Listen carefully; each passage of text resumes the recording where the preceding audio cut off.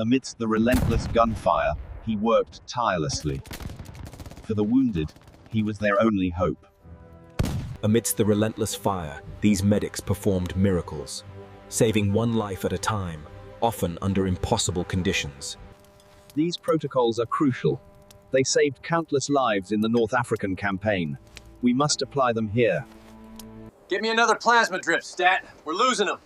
Right away, Doctor. Hand me those clamps. Get those supplies secured. We're burning daylight. Ready to roll, Captain. Let's go. January 22nd, 1944, the beaches of Anzio, Italy. Under a cold, gray winter sky, American soldiers land on the beaches. The invasion starts smoothly, too smoothly. Within hours, 40,000 men have taken control of the area. Commanders are smiling. Officers are congratulating each other. Everything seems perfect, but they don't know what's coming. Within just 3 days, German forces surround them. From the nearby Alban Hills, artillery shells begin to fall. Mortars explode. Machine guns fill the air with deadly fire. The beach turns into a nightmare. Mud, blood, and chaos everywhere. In the middle of it all stands one young man, Private First Class John Bradley. He's only 20 years old, a Navy medic helping the Marines. He's small, about 140 pounds, and he's never done surgery, never removed a bullet, never amputated a limb. He's been in battle for only 6 hours. But in the next 72 hours, John Bradley will do the impossible. He will save more than 200 wounded soldiers, men who would have died without him. His hands, his quick thinking, and his courage will give them a second chance at life. This story isn't just about bravery. It's about something deeper, the hidden medical breakthroughs that changed the way wars were fought. By 1944, the U.S. military had spent years perfecting new life-saving methods on the battlefield. These methods turned medics from simple first-aid helpers into miracle workers. Because of these changes, soldiers who once had only a 10% chance to live now had a 90% chance to survive. In this story, we'll uncover those secrets, the secrets that made American field medicine the most advanced in the world. We'll see why even German soldiers hoped to be captured by Americans, and why Russian medics later studied their techniques with deep respect. And we'll discover how one medic, in one terrible battle, could achieve what seemed impossible. What happened at Anzio wasn't luck. It was the result of a medical revolution written in blood, mud, and morphine. Let's begin. For thousands of years, treating wounds in battle followed one harsh rule. If you got shot, you probably died. Not always right away, and not just from the bullet. What really killed soldiers came later: shock, infection, heavy bleeding, and gangrene. During the American Civil War, if a soldier was shot in the stomach, there was almost no hope. 9 out of 10 never made it. It was a slow, painful death that could last for days. By World War I, things weren't much better. Soldiers used to joke, in a dark way, that a stomach wound gave you just enough time to write one last letter home. Maybe 2 if you were unlucky and lived longer. The numbers tell the truth. In the muddy trenches of France, infection killed more men than bullets. A small piece of shrapnel in your leg could fill with dirt and bacteria. Within days, the wound could turn black and smell rotten. Gas gangrene had set in. The only way to save you was to cut off the leg, if a medic could even reach you in time. Most medics couldn't. Back then, military doctors believed one thing: get the wounded far away from the battlefield. Move them to hospitals in the rear where proper doctors and clean tools were available. But this belief cost millions of lives. No one had yet discovered what doctors later called the golden hour, the first hour after being wounded. In that short time, quick treatment can stop shock, control bleeding, and save lives.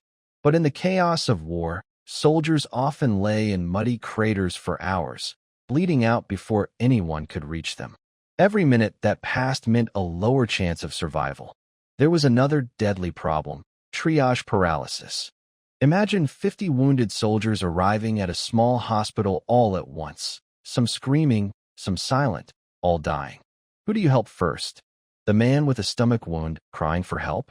The one unconscious from a head injury? The one whose artery is cut and can't even scream anymore? One wrong decision could cost many lives. Back in the early 1800s, a French army doctor named Dominique Jean Larrey had already seen this problem. He invented the first flying ambulances, horse-drawn wagons that quickly carried wounded soldiers off the battlefield. It was revolutionary for his time. But even his system depended on moving soldiers to hospitals behind the front lines.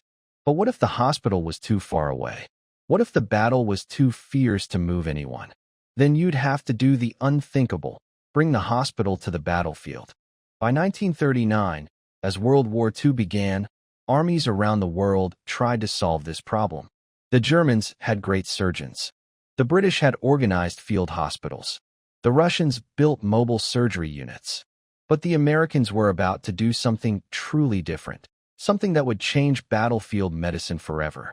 It all started with a simple observation by U.S. Army Surgeon General James McGee in 1940. He studied reports from the Spanish Civil War and noticed something striking. Soldiers treated within 1 hour of being injured had survival rates as high as 90%. Those treated after 3 or 4 hours often dropped to 30% or less. McGee circled the data in red ink and wrote 4 powerful words: bring surgery to them. 3 years later, as American troops prepared to invade North Africa, that idea became official U.S. military policy. From then on, every medic, every corpsman, every aid man would be trained to do real medical procedures, not just bandage wounds. They would learn to stop bleeding by clamping arteries, clean and remove infected tissue, even perform emergency amputations under fire. They carried surgical tools, plasma, sulfa drugs, and morphine, turning young medics into mobile trauma surgeons on the front lines. Many older doctors were furious. You can't teach a 20-year-old kid to perform surgery, they said. It takes years of medical school. But the results spoke louder than opinions. The Americans were saving lives like never before, and they had one more secret weapon that changed everything. They had plasma. 1940, a small lab in New York City. Dr. Charles Drew, a brilliant African-American surgeon and researcher, stands in front of shelves filled with test tubes. Inside them are tiny amounts of separated blood, red cells, white cells, and a yellow liquid called plasma. He's been chasing a question that has puzzled doctors. 1940, a small lab in New York City. Dr. Charles Drew, a brilliant African-American surgeon and researcher, stands in front of shelves filled with test tubes. Inside them are tiny amounts of separated blood, red cells, white cells, and a yellow liquid called plasma. He's been chasing a question that has puzzled doctors for hundreds of years. How do you keep blood alive long enough to save lives? Everyone knows that blood transfusions can save people. But there's a big problem. Whole blood spoils quickly.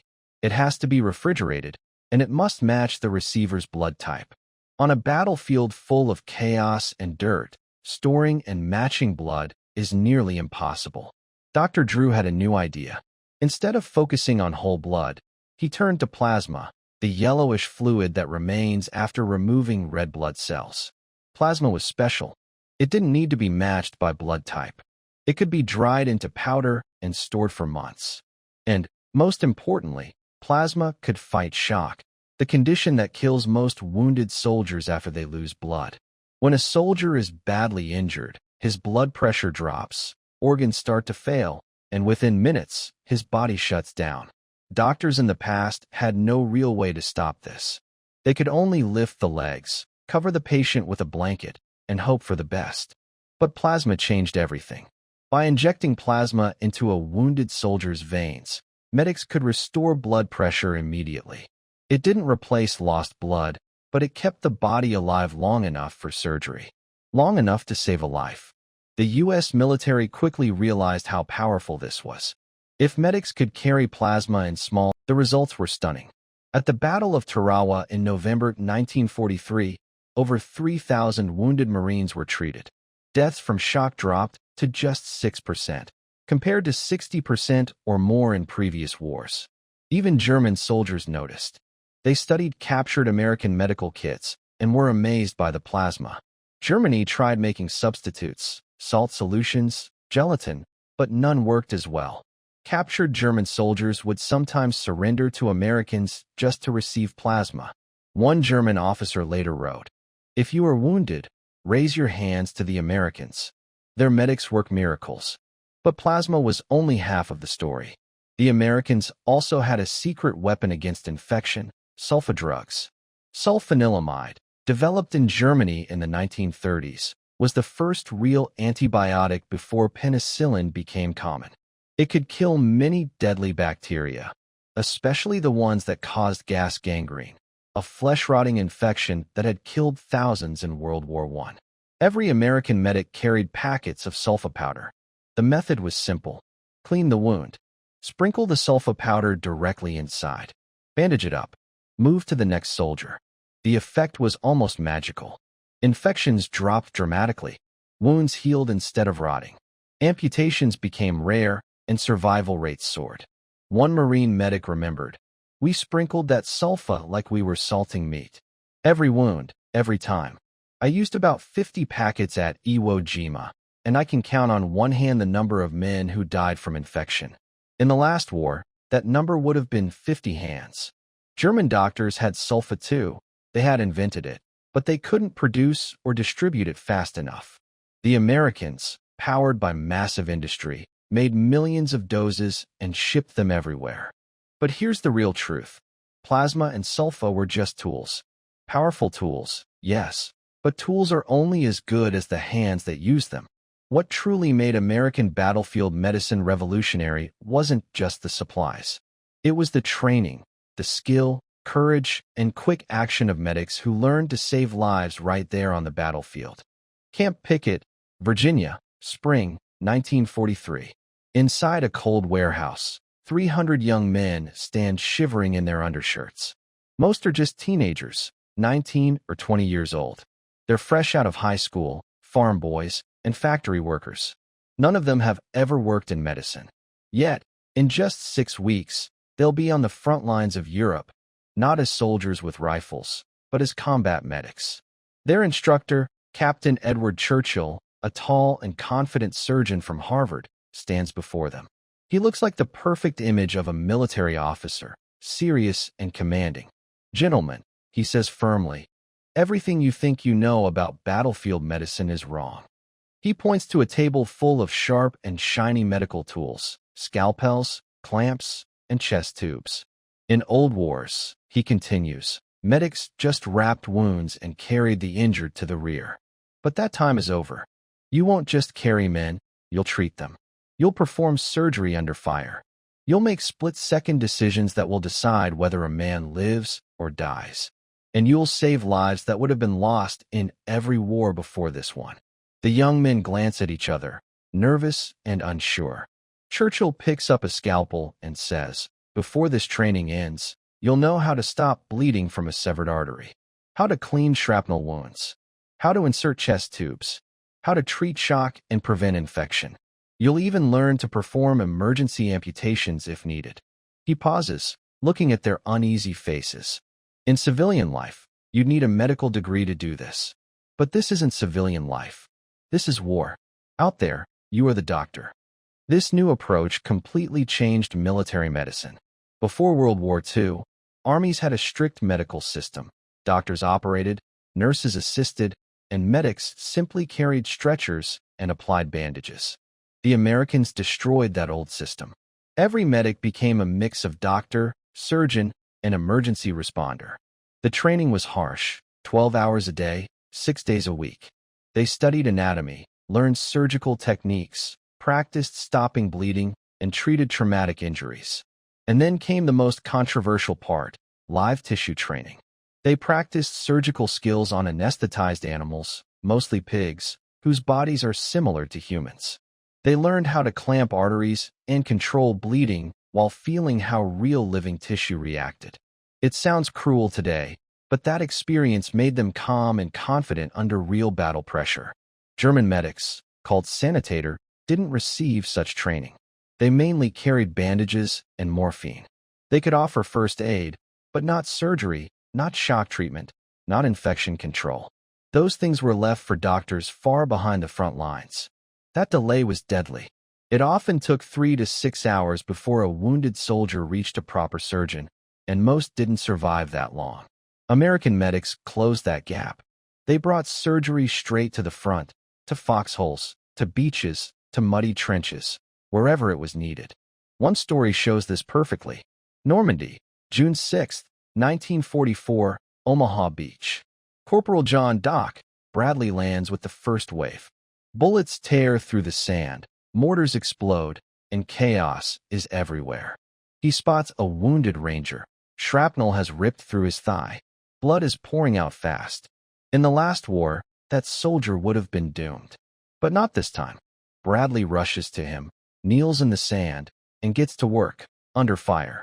He ties a tourniquet above the wound, presses on the artery, and quickly injects plasma. Then, right there in the dirt, he cuts into the wound, finds the torn artery, and clamps it with surgical precision. The bleeding stops. He sprinkles sulfa powder to fight infection, bandages the leg, gives morphine for pain, all within 4 minutes. The ranger lives. He's sent to a field hospital, recovers, and walks again 6 months later. Scenes like this happened thousands of times during the war. Medics performing life-saving procedures in impossible conditions. In foxholes, landing craft, jungles, and beaches, often while being shot at.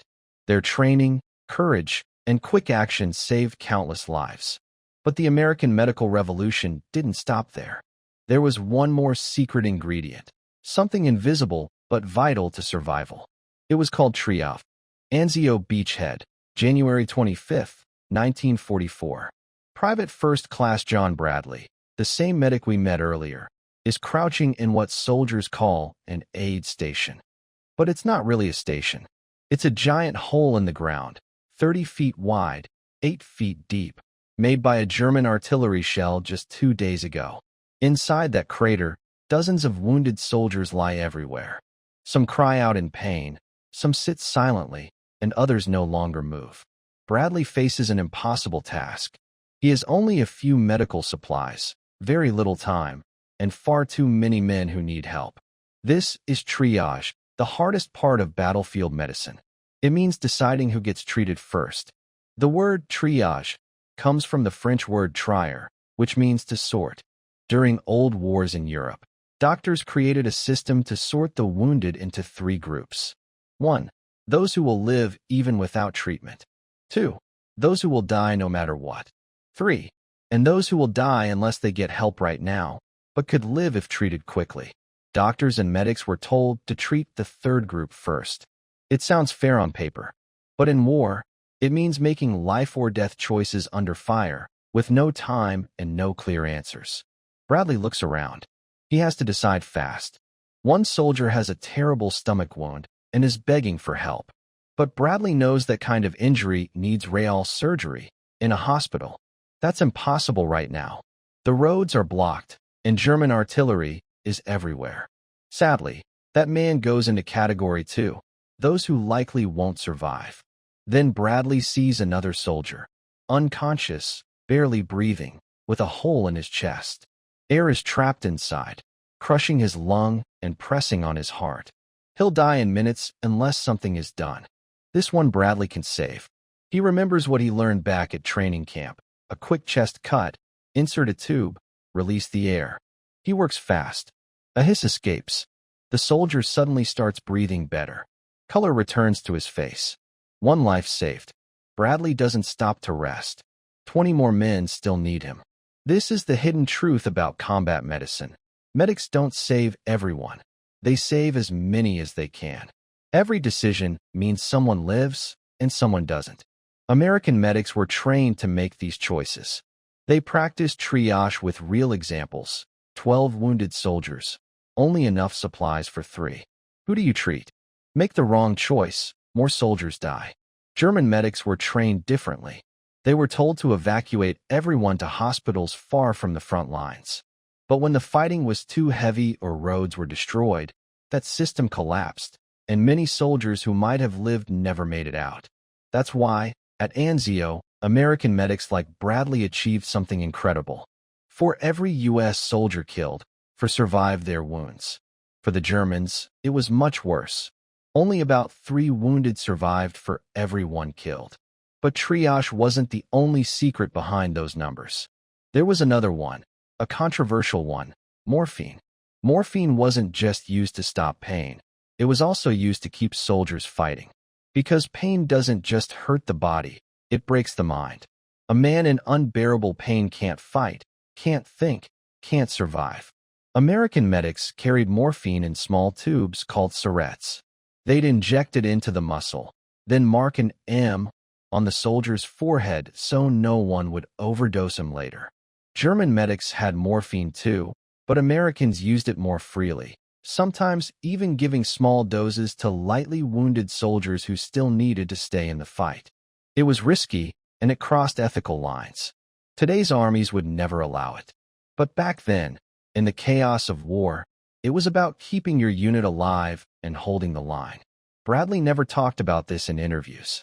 Most medics didn't. But the numbers tell the story.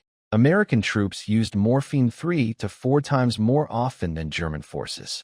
Some say it's because the U.S. had better supplies. Others believe it's because they understood one powerful truth: treat the wound, ease the pain, keep the soldier fighting. But even triage, morphine, and medical skill weren't enough without one final secret. The secret that made all of this possible: supply. Logistics. 2 boring words. But in war, they decide who lives and who doesn't. Imagine this. A battlefield medic works for 6 hours and treats 20 wounded soldiers. He uses 20 bottles of plasma, 40 packets of medicine, 10 shots of morphine, 15 heavy bandages, and 3 chest tubes. Now multiply that by thousands of medics, working across hundreds of miles of battlefront every single day. The number of medical supplies needed is unimaginable. Millions of plasma bottles, tens of millions of medicine packets, and mountains of bandages. This is where American industry became a silent hero. They didn't just build tanks and planes, they built a supply chain for survival. The U.S. military created a medical delivery system unlike anything seen before. Supplies moved from factories to front lines in days, sometimes even hours. There were special officers just for medical logistics, dedicated transport vehicles, and backup stockpiles to make sure nothing ran out. Germany, on the other hand, faced the opposite situation. By 1944, their supply system was breaking down. Allied bombs destroyed their factories, and resistance fighters disrupted train lines. Basic medical items like plasma and antibiotics became rare and precious. German medics had to ration what American medics used freely. One captured German officer was once shown an American field hospital. Seeing all the plasma bottles, medicine crates, and stacks of clean bandages, he whispered quietly, "We could save so many more lives if we only had this." But having supplies was only half the battle. You also needed a way to get the wounded out, and fast. This is where another life-saving system came in: evacuation. Doctors today talk about the golden hour, the idea that if a wounded person gets surgery within an hour, their chances of survival skyrocket. The Americans were the first to build a system that made this possible, even during massive battles. They set up care in layers. Aid stations right on the front lines, where medics like John Bradley worked. Collecting stations about a mile back. Field hospitals 5 miles back. And base hospitals 20 miles behind the lines, with full surgical teams and equipment. Ambulances and jeeps carried the wounded between these stations. Amphibious trucks called dukus ferried the injured from beaches to ships. And then came something truly revolutionary: the helicopter. Helicopter rescues were still new and rare during World War II, but they changed everything. They could reach wounded soldiers trapped in jungles, mountains, or behind enemy lines, places no vehicle could go. One early rescue proved how powerful this idea was. In Burma, 1944, a British soldier fighting alongside Americans was shot in the head deep in the jungle. Ground rescue was impossible, and there was no airstrip nearby. But a small experimental helicopter, the Sikorsky R-4, was stationed not far away. It flew in, landed in a tiny clearing, lifted the wounded soldier out, and delivered him to a field hospital in 45 minutes. He survived. That single flight showed the world what helicopters could do. After the war, the U.S. military invested heavily in them. By the Korean War, helicopter rescues became routine. By Vietnam, they were everywhere. And it all started with those early experiments in World War II. But even with all the plasma, medicine, and helicopters in the world, one thing mattered most: the medics themselves.